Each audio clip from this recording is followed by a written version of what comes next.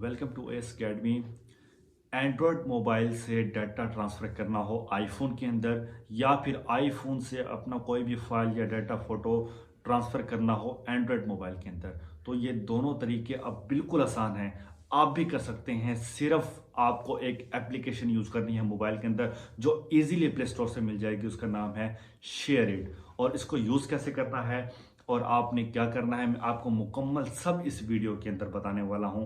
फिर आपको किसी भी तरह की कोई ऐसा टेंशन की ज़रूरत नहीं पड़ेगी कि आईफोन से जो डाटा है आप आसानी से अपने एंड्रॉयड में शेयर कर सकेंगे।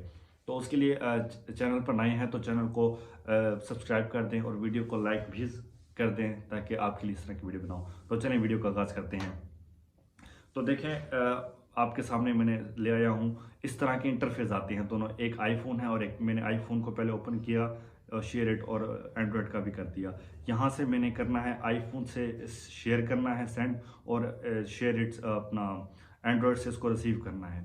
ठीक है, तो मैं यहाँ से इसको सेंड करता हूँ और यहाँ से करूँगा रिसीव। तो इस तरह से देखिए स्कैनर आ गया है मेरा आईफोन के ऊपर और बार कोड आया है एंड्रॉयड के ऊपर। तो मैं यहाँ से अपनी कुछ तस्वीरें वगैरह सेलेक्ट कर लेता हूँ, 3-4, और इसको मैं यहाँ पे सेंड करता हूँ। सेंड करने के बाद देखें ये मैंने जो है अब अगला स्टार्ट होगा कि मैंने यहाँ से इसको स्कैन करना है।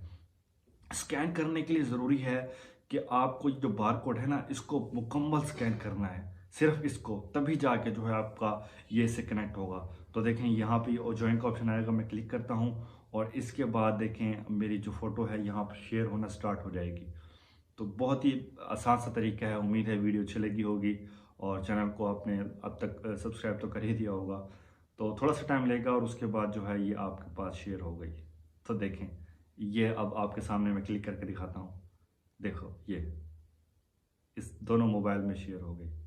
तो ये थी वीडियो, छोटी सी वीडियो थी, उम्मीद अच्छी लगी होगी।